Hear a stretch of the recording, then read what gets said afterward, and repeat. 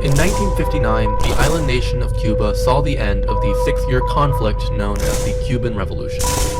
Following the victory of dē-prō and the overthrow of the US-backed Fulgencio Batista,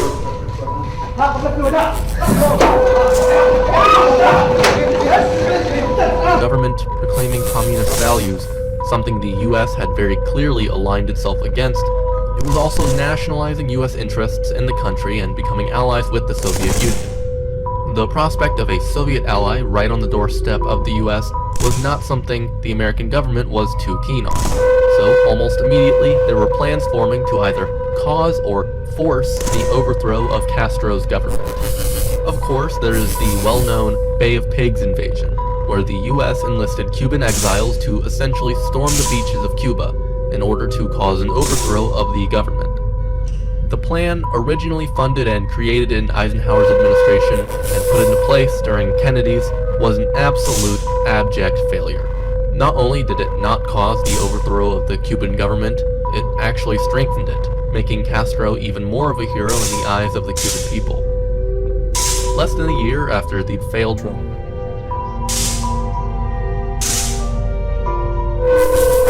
At the end of the Korean War, a number of freed American POWs came home seemingly brainwashed and espousing communist propaganda.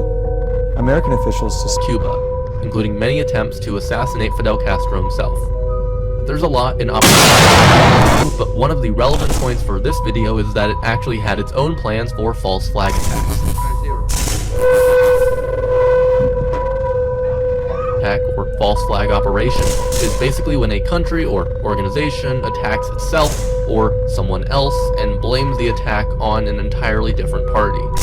The idea comes from pirates and privateers that would fly friendly flags in order to draw merchant ships closer to them, only for the attacking ship to change its flag to its true one right before attacking. Anyways, so Operation Mongoose had a few plans, including making it seem that Guantanamo Bay, a US military base on Cuba, was under attack, blaming the Cubans if somehow the spacecraft carrying John Glenn crashed, and even attacking Trinidad, Tobago, and Jamaica themselves, but blaming Cuba in order to draw in the UK, seeing as both of those countries were a part of the Commonwealth. None of these happened, of course, but there was an even more fleshed out plan to cause a war between Cuba and America, Operation Northwoods. Operation Northwoods was proposed after many failures to try and cause the Cuban government to be overthrown from the inside.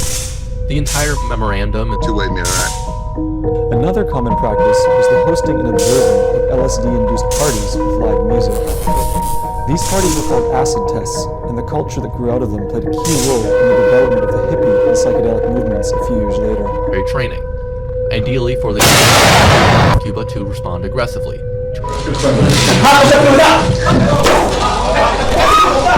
And justify a war with that. Number 2, staging Cuban defectors working with the US outside of Guantanamo Bay and having them attack Guantanamo Bay. After the fake assailants were captured, more Cuban defectors would start riots outside the base, eventually leading to another fake attack on the base, mortars being fired into the base, fires being started, and even included a plan for fake funerals and fake victims of the fake attack. Number 3. Basically, remember the main part 2. The document even puts the idea forward like that. The US would essentially just have a ship somewhere around Cuba, have it blow up, and blame Cuba. Number 4. Cause terror campaigns in the Miami or Washington area. A patient of Dr. Cameron's, he had a trigeminal neuralgia, it's called, where there's a pain in the temple that radiates into the jaw that... Sync real or simulated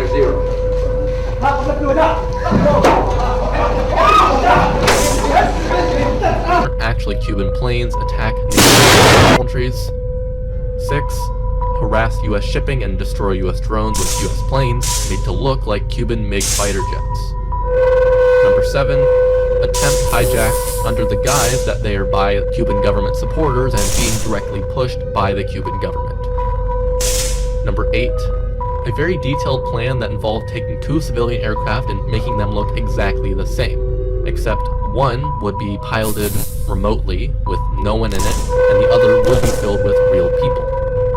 The plane with the real people would take off from the normal airport, supposedly heading to somewhere like Panama or Jamaica, but would eventually go and land at an auxiliary US airbase. And the drone-piloted plane would fly the rest of the way over Cuba. Then, while over Cuba, it would play an automated message saying something to the extent of, "Mayday, we are under attack by what appears to be a Cuban MiG aircraft. I repeat, that's a Cuban aircraft. As in, from Cuba, the Cuban military. The Cuban military is definitely attacking us." And then be blown up remotely to make it seem like it had been shot down. Number 9, make it seem like Cuban MiGs destroyed a US military provoked attack. Now, President Kennedy did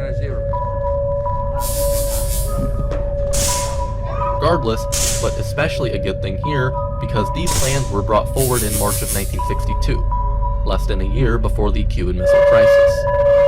So when we talk about what could have happened if Operation Northwoods had been put into effect at any time, that's something we'll have to consider. So, what if it did go into effect? Well, this is going to get very speculative, and this is just my opinion, so feel free to disagree. But as I see it, there are a bunch of different ways that this whole situation could go down if the US were to justify a war with Cuba and then go to war. With Situation 1, where the US military puts Operation Northwoods into effect before the Cuban Missile Crisis even begins, which would give them about 4 to 6 months before there were any nuclear weapons or preparations for nuclear weapons in or around Cuba.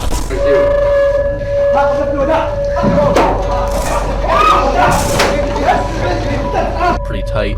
In all likelihood, it would have just left the government. I see it as sort of a local Vietnam that would go a lot worse for the Cubans.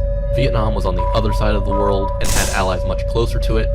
I'm sure the Soviets would do their best to support Cuba, but from what I've seen and read, Khrushchev, the leader of the Soviet Union at the time, was not about to needlessly get into a war with the US, especially if the justification for war seemed legitimate, which was the point of Operation Northwoods.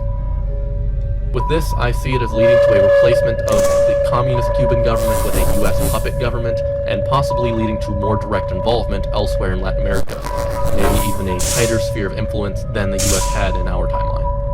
Of course, this would also lead to the Cuban Missile Crisis not happening, which would also lead to the same cooling of tensions that we saw after the crisis also not happening. And so we could end up seeing tensions flare hotter somewhere else, leading to a crisis or a missile crisis elsewhere in the world. With Situation 2, if the Cuban Missile Crisis is already underway and the Soviet Union has already made its September 11th decree that an attack by the US would mean war with the Soviet Union, I really don't see them even trying to justify a war with Cuba at the time. At this point, it would be suicide to invade it under any circumstances. If they did try and invade, I see one of 2 results happening. 1, nuclear annihilation. Plain and simple. 2, no nuclear annihilation. Some light use of tactical nukes, I'm not really sure. Compensation almost. Whether or not this leads to all-out war, I'm not exactly sure, but I'm sure it would absolutely put the world very close to nuclear annihilation, if not drawing us right there. Kennedy, who frequently opposed the Joint Chiefs of Staff about whether or not they should invade Cuba, said, "They know more than we can let these things go by without doing something. They can't, after all their statements, permit us to take out their missiles, kill a lot of Russians, and then do something. If they don't take action in Cuba, they certainly will in Berlin." And I'm inclined to agree. With Situation 3, if they do it after the Soviets had made their deal with the US about pulling out of Cuba, there's an even greater chance of war, in my opinion. At least if it was right after the deal. 100 tactical nukes that had been snuck into Cuba without the US noticing because the US never demanded those weapons be removed. They weren't very large or long range in comparison to other weapons, but apparently they could still reach Florida and were 100 times the power of the Hiroshima nuclear bomb, so still fairly formidable. Eventually those weapons were also taken out of Cuba, but because the US didn't apparently know about them, then they could have theoretically invaded Cuba before they were taken out. From what I can tell, Castro did not have control of these weapons, so if not, the US would just invade, take over the country, find these nukes, question the Soviets about them, but Ultimately, it wouldn't be a whole lot different than situation 1 most likely. However, if Castro either did have or somehow got control of those nukes, he would absolutely use them to defend his country, and possibly even nuke Florida specifically, which I could see very quickly escalating into a full nuclear exchange, as the Americans would probably believe that it was the Soviets who had launched the nukes. Invaded anytime after.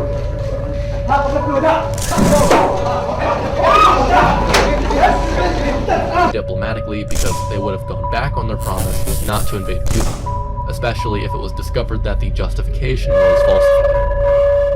All of this being said, there is one key thing to remember here. This never would have happened. Kennedy was advised many, many times to invade Cuba, and the only time he did was when it wasn't even his plan. Kennedy hated the Cuban government and the Soviet government and communists, but he wasn't a moron who believed that every situation needed to be met with force. Kennedy himself said that attacking Cuba at that point would make the US look like trigger-happy cowboys. The US did get very close to war with Cuba and with the Soviet Union, yes, but never would I see a situation where Kennedy approves any sort of false flag operation against the Cuban government specifically to go to war. While false flag operations are no stranger,